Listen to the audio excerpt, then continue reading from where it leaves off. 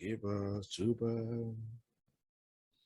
Chers amis, bienvenue à une autre dévotion. Et cette dévotion va porter sur la journée de dimanche le 5 septembre 2021, dimanche le 5 septembre 2021. Et aujourd'hui, nous allons lire un passage biblique dans le livre de la Genèse. Ce sera dans Genèse chapitre 26 et nous lirons le verset 22. Merci beaucoup à tous ceux qui se joignent à nous tout le temps dans nos dévotions. Que le Seigneur vous bénisse, que le Seigneur continue de vous utiliser alors que nous étudions sa parole, et c'est son Esprit Saint seul qui nous guide et qui nous édifie. Et pour ceux qui sont avec nous pour la première fois, je vous dis également bienvenue, soyez bénis par nos dévotions, et vous pouvez aller sur YouTube où nous avons mis nos dévotions et continuer à suivre ces dévotions et partager avec vos amis, avec les membres de vos familles. D'accord? OK. Voilà, allons dans notre passage biblique de ce jour, Genèse chapitre 26, et nous allons lire au verset 22. La Bible dit, « Il se transporta de là et creusa un autre puits pour lequel on ne chercha pas querelle. Il l'appela Rehoboth, car, dit-il, l'Éternel nous a maintenant mis au large et nous prospérerons dans le pays. » Et ça, c'est Isaac qui parle. Le mois de septembre est un mois glorieux. Et pourquoi est-ce que c'est un mois glorieux? Parce que c'est le mois des conquérants. Et c'est ce mois où tous ceux qui sont conquérants devront être productifs ou devront être féconds. Et quand nous sommes productifs et féconds, c'est parce que Dieu nous donne cette capacité, Dieu nous donne cette force, c'est sa grâce, n'est-ce pas, qui nous rend productifs ou féconds. Si vous vous rappelez bien de Genèse 42, non, Genèse 51, verset 42, il s'agit bien sûr, n'est-ce pas, de Joseph, le fils de Jacob, qui donne le nom Ephraim à son fils. Et pourquoi il donne ce nom? Il dit, car l'Éternel m'a rendu fécond sur une terre d'affliction. Et ce que le Seigneur fait dans la vie de Joseph, c'est de lui donner la productivité au milieu des troubles.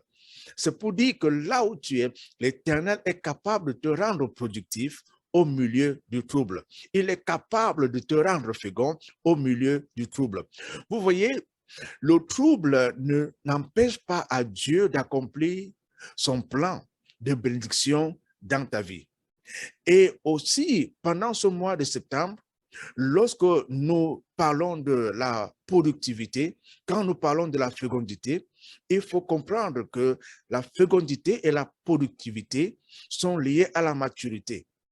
Que ce soit dans le monde des plantes, que ce soit dans le monde des animaux, que ce soit dans le monde des humains, il faut avoir atteint un certain niveau de maturité, il faut avoir atteint un certain âge, n'est-ce pas, pour être fécond, pour être productif. Je ne veux pas aller plus loin que ça. Et même dans le domaine des affaires, vous savez, avant qu'on vous emploie, certainement, peut-être vous allez présenter votre CV, vous allez peut-être présenter votre estimation sur un projet. Vous devez apporter certaines choses que, n'est-ce pas, celui qui doit vous employer doit regarder avant de vous donner même cet emploi.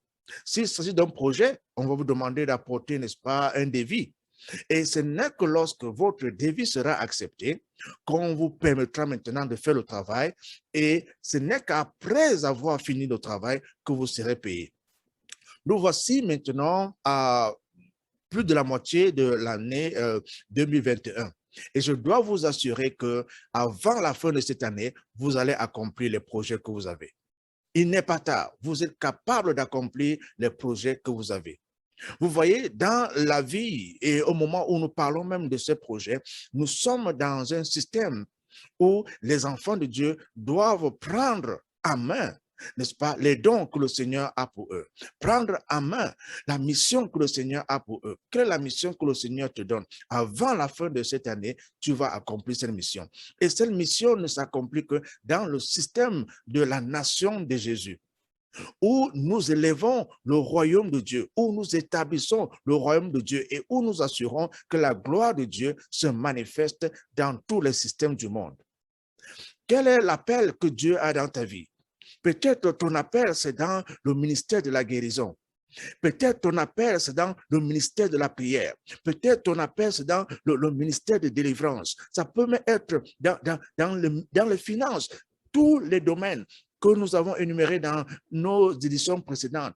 Il faut que les enfants de Dieu commencent maintenant à exercer, n'est-ce pas, leur mission, sachant qu'ils ont reçu de Dieu la capacité, l'autorité et le pouvoir d'agir.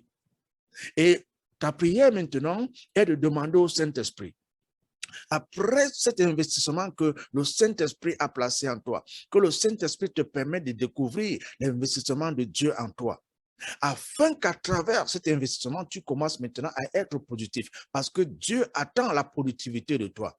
Dieu attend la fécondité de toi. Il faut que tu sois productif. Et tu n'es pas productif du néant. Tu es productif à partir de ce que Dieu a mis en toi. Qu'est-ce que Dieu a mis en toi? Ça devait être la prière. Et le Saint-Esprit va te révéler ce que Dieu a placé en toi, afin que tu commences maintenant à marcher dans une vie de productivité au nom de Jésus. Et pendant que tu m'écoutes en ce moment, tu voudrais savoir qu'est-ce que Dieu me demande de faire. Et pendant que je travaille, n'est-ce pas, dans cette productivité, il y a évidemment du trouble, il y a évidemment des défis. C'était le cas d'Isaac, où il a rencontré des défis si vous lisez toute l'histoire. Mais Dieu l'a placé dans un territoire, dans un environnement où la productivité a commencé à jaillir. Et Dieu te place également dans un territoire. Il s'agit de la nation de Jésus, là où la productivité va commencer à jaillir, là où la fécondité va commencer à jaillir. Est-ce qu'il n'y aura pas de troubles? Il y aura des troubles. Est-ce qu'il n'y aura pas de défis? Il y aura des défis. Mais Isaac a réussi à être productif dans ce milieu-là, dans le milieu du trouble. Et toi aussi, au milieu du trouble, au milieu du trouble, au milieu du rejet. N'est-ce pas? Les gens te rejettent. Et dans cet environnement-là, c'est là où Dieu va te rendre productif, mon ami. Dans cet environnement-là, c'est là où Dieu va te rendre féconde, ma soeur. Ne sois pas découragé, ne sois pas découragé parce que les troubles n'ont pas empêché à Isaac, n'est-ce pas, de creuser un autre puits et avoir une productivité. Et toi aussi, les troubles ne vont pas t'empêcher, n'est-ce pas, de progresser. Les troubles ne vont pas t'empêcher d'être productif. Les désordres autour de toi, même les défis ne vont pas t'empêcher d'obtenir ta bénédiction. Tu vas accomplir la mission que l'Éternel t'a donnée au milieu du trouble. Et Dieu est avec toi, le Saint-Esprit est avec toi. Quand tu rencontres la parole de Dieu et tu fais cette parole, ta parole propre, et tu commences à marcher selon cette parole, tu verras la productivité, tu verras la fécondité. Et je peux te rassurer, à base de la parole de Dieu, que tout ce que tu feras réussira. À partir de ce jour, l'année n'est pas finie, tu accompliras la mission que l'Éternel a pour toi. Amen. Alors nous te disons, nous voulons dire à chacun d'entre vous que rien n'est perdu. Rien n'est perdu. Avec Jésus, avec nous, nous sommes sur un territoire large et c'est là où nous avons notre productivité. Je vais maintenant prier. Je vais prier pour vous, celui qui est en train de m'écouter en ce moment. Peut-être tu n'as jamais accepté Jésus-Christ. C'est de lui que je suis en train de parler en ce moment. Et il n'est pas le Seigneur de ta vie. Il n'est pas ton sauveur. Parce qu'il faut que tu l'acceptes. Et si tu l'acceptes aujourd'hui, il devient ton Seigneur, il devient ton sauveur. Et toutes les promesses contenues dans la parole de Dieu deviennent maintenant tes promesses. Est-ce que tu veux accepter Jésus-Christ? Je ne te demande pas de faire partie d'une église. Je te demande d'accepter, d'avoir une relation personnelle avec Jésus-Christ. Et si c'est là le désir de ton cœur, prie avec moi. Dis tout simplement, Seigneur Jésus, j'ai besoin de toi. Je t'ouvre la porte de mon cœur et je te reçois comme mon Seigneur et Sauveur personnel. Pardonne tous mes péchés et donne-moi la vie éternelle que tu promets. Amen. Si vous avez fait cette prière pour la première fois, je vous dis félicitations et bienvenue dans la famille chrétienne. Et souvenez-vous, rappelez-vous qu'il est important de dire à quelqu'un que vous avez accepté Jésus-Christ. N'ayez pas honte. Dites cela à votre ami, dites cela à votre frère, à votre soeur, aux membres de votre famille. Dites-leur que vous avez accepté Jésus-Christ dans votre vie comme votre Seigneur et Sauveur personnel. Et aussi, ne manquez pas de lire la Bible tous les jours. Et je vous conseille de commencer par l'évangile de Jean. Et ne manquez pas pas, de faire partie d'une assemblée, parce que c'est important, n'est-ce pas, de communier avec les autres frères et les autres sœurs en Christ. Et une autre chose, parler avec Dieu dans la prière. Il écoute et il répond aux prières. Alors maintenant, je vais prier pour chacun d'entre vous. Je vais prier pour vos familles. Comme d'habitude, priez pour vos vies, priez pour vos ministères, priez pour vos affaires, priez pour vos enfants. Quelles que soient les choses que vous faites, je crois que le Seigneur doit être au centre de ces choses-là. Alors, pendant que tu m'écoutes, j'aimerais que tu te joignes à moi dans cette prière. Prions ensemble. Père éternel, nous te disons merci, car les moments que tu nous donnes sont des moments précieux, car ton Saint-Esprit qui est toujours là, disposé et disponible à nous guider, à nous enseigner, lui aussi, il est là quand nous voulons prier, il nous guide dans cette prière. Seigneur, merci pour tous tes enfants rassemblés, merci pour ton Esprit Saint qui nous touche, merci pour ton Esprit Saint qui nous élève, merci pour ta parole qui nous édifie, merci pour les moments de communion où nous pouvons assister chacun d'entre nous. Seigneur grand Dieu, même dans nos moments de faiblesse, nous sommes forts quand nous sommes unis au nom de Jésus-Christ. Seigneur, merci pour cette parole. Merci pour cette dévotion. Continue de nous bénir et continue de nous fortifier. Continue de nous assister tout le temps où nous venons, Seigneur grand Dieu, et partageons ta parole, partageons le pain quotidien. Seigneur, pour tous ceux qui écoutent en ce moment, je prie pour ta main de protection, je prie pour ta main de direction, je prie pour ta main de délivrance sur leur vie, au nom puissant de Jésus-Christ.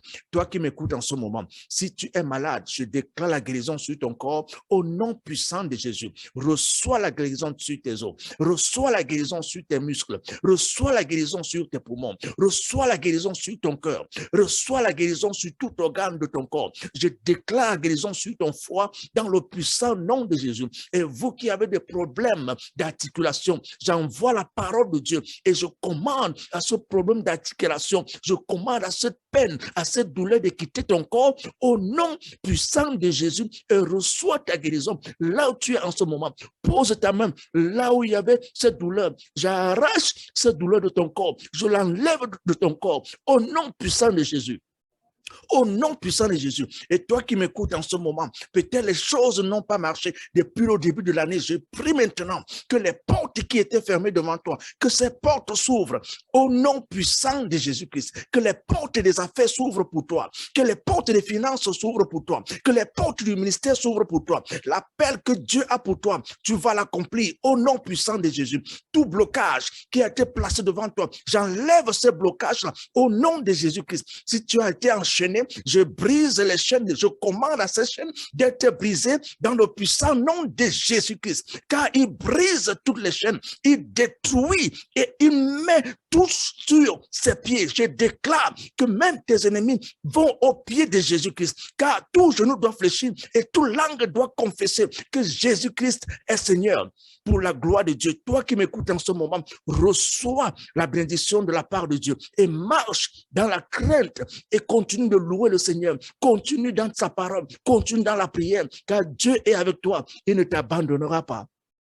Je prie pour toutes les familles, je prie pour tous les enfants, je prie pour les mariages, je prie pour les pays, je prie pour les gouvernants, je prie pour toute association. Là où vous êtes, recevez la grâce de Dieu, recevez la grâce de Dieu, la direction du Saint-Esprit dans toutes les décisions que vous prenez. Que le Saint-Esprit vous guide, que le Saint-Esprit vous guide, même dans un moment de dévotion, dans vos propres moments de prière, soyez guidés par le Saint-Esprit. Merci Père pour ce que tu as accompli en ce moment. Tout a changé, car quand nous sommes en Christ, nous sommes devenus une nouvelle création. Les choses anciennes sont passées et voici toutes choses deviennent nouvelles. Toutes choses deviennent nouvelles dans ta vie, car Jésus-Christ est venu et il nous a donné la vie en abondance. Que le Seigneur nous bénisse. À tout à l'heure pour une autre dévotion. Au revoir.